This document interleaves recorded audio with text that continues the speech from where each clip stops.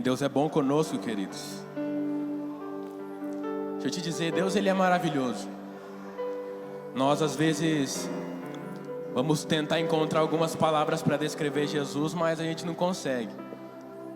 É por isso que durante toda a Bíblia Jesus ele se apresenta com vários adjetivos. Deus se apresenta com vários adjetivos. Por quê? Porque eles são perfeitos. Queria te dizer para você, o Espírito Santo ele habita dentro de nós. Não importa o lugar que você está, o importante é quem está com você lá. Amém? Então abra a palavra do Senhor aí comigo, livro de 1 Reis. 1 Reis capítulo 17. A palavra do Senhor ela diz assim: Elias prediz contra Acabe e é sustentado pelos corvos. Versículo 1 diz: Então Elias, o tisbita dos moradores de Gileade, disse a Acabe: Vive o Senhor, Deus de Israel, perante cuja face estou, que neste ano nem orvalho nem chuva haverá, senão segundo a minha palavra. Depois veio a palavra do Senhor dizendo: Vai-te daqui, vira-te para o oriente e esconde-te junto ao ribeiro de Querite, que está diante do Jordão. E há de ser que beberá do ribeiro, e eu ordenarei com que os corvos ali te sustentem. Foi, pois, e fez conforme a palavra do Senhor, porque foi e habitou junto ao ribeiro do Querite, que estava diante do Jordão. E os corvos traziam pão e carne pela manhã, como também pão e carne à noite, e bebia do ribeiro. E sucedeu que, passando os dias, o ribeiro secou, porque não havia chuva sobre a terra. Quando uma crise aparece é porque um povo está debaixo de uma sentença. Então há um povo debaixo de uma sentença, mas há pessoas que Deus vai livrar da sentença. E agora, queridos, cabe a nós entender de que lado nós estamos: do lado da sentença ou do lado dos escolhidos de Deus.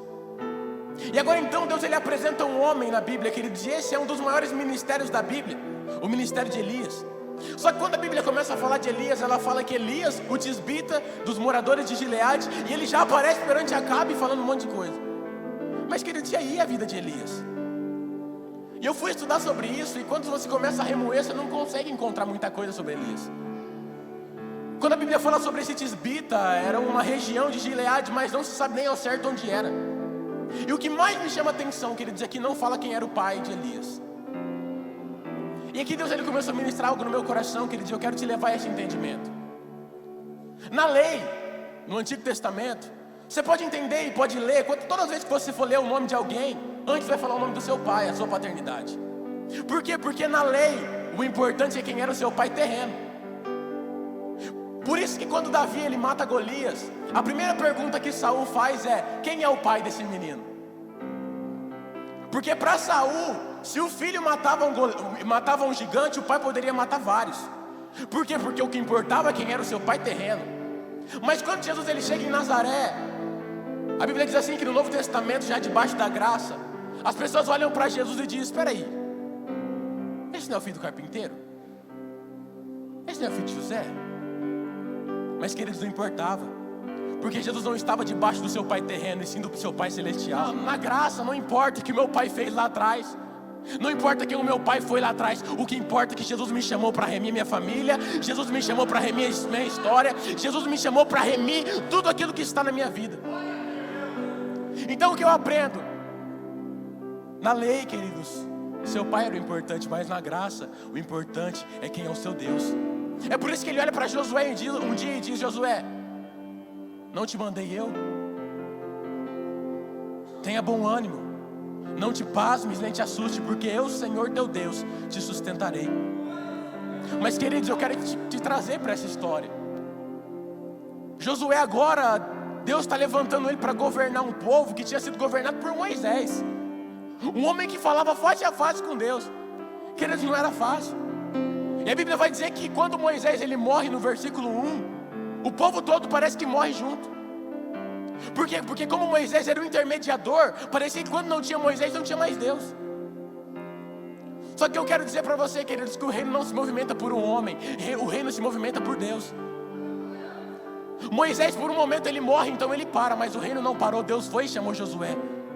O que eu quero dizer para você, queridos, o reino está ligado a Deus, e Deus não para, Deus não volta para trás, e Deus não morre. E agora então Deus ele chama Josué e fala: Josué, você vai entrar com esse povo em Canaã. Mas a Bíblia fala que Josué está deitado e Deus fala: levanta-te, pois, agora e leva esse povo para Canaã, porque assim como eu fui com Moisés, eu serei contigo. Sabe o que Deus estava falando para ele? A diferença não era Moisés, era eu. E eu ainda estou vivo. Então agora eu entendo que Elias, ele entende quem é o seu pai, a sua paternidade. Ele entende que Deus é seu pai. Então ele chega até Acabe e fala: Acabe, não vai chover mais. Só que, queridos, era muito arriscado fazer isso. Por quê? Porque Acabe, esse tempo, vivia uma monarquia. E não uma, sabe, era uma monarquia. Uma monarquia, ela é constituída por um rei. O rei, ele manda. Se ele falar que morreu, vai morrer. Mas só que agora, Elias, ele sai daquele lugar.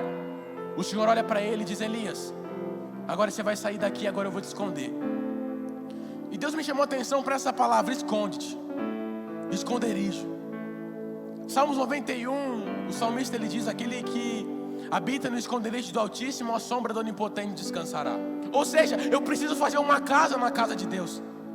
Eu preciso fazer uma casa na presença de Deus, para que Ele esteja em mim e eu esteja nele. É para você, estar com Deus é estar disposto a viver em lugares e a correr riscos, porque a Bíblia diz que por amor a Ele somos entregues à morte todo dia. É estar disposto a correr riscos. Mas sabe, queridos, eu entendo Elias, porque, guarde isso no seu coração, Israel era o centro da adoração. Israel era o lugar da adoração. Mas Elias sabia que o lugar da adoração era onde tinha Deus, e não onde tinha uma placa escrito que era o lugar de adoração. Eu quero dizer para você, quero dizer que Deus talvez vai te tirar de Israel, porque Israel não é um bom lugar para você. E talvez Deus vai te levar para um ribeiro de Querite, um lugar desconhecido por muitos. E aqui eu entendo, queridos, que quando a fome começa a apertar, Acabe manda muitos homens procurar ele. Todos os homens que Acabe tinha ali posto no seu pelotão de guerra, manda procurar Elias, porque ele sabia que era só Elias que podia mudar esse cativeiro. Mas eles não acham, sabe por quê? Porque Elias estava escondido. O que eu quero dizer para você, querido, e o pastor leu bem aqui no domingo: quando você está em Deus, você é invisível na guerra. Quando você está em Deus, você passa como Pedro nas guarnições e as pessoas não te veem. Por quê? Porque você está invisível na guerra. O que eu quero dizer para você: quando você está em Deus, não é você que luta, é Deus que luta por você. Quando você está em Deus, o seu maior problema, querido, sabe qual que é o maior problema de quem está em Deus? Saber descansar. Por quê? Porque quando a luta vem, eu quero lutar, porque eu sou acostumado com aquela luta. Mas Deus fala: não, agora sou eu. Daqui para frente eu assumo. Deus está te chamando num lugar onde você não luta mais com as suas mãos, onde você não faz mais do seu jeito, como o Pedro Guilherme disse aqui. Sabe, é quando você sobe na árvore, mas depois você desce dela, porque Jesus está te chamando. O sicômoro, queridos, e alguns historiadores dizem que naquela época ele era formado por espinhos. Não era fácil subir, mas valeu a pena para ver Jesus. O que eu quero dizer para você: você vai ter que subir muitos lugares que tem espinhos, mas é para ver o Mestre.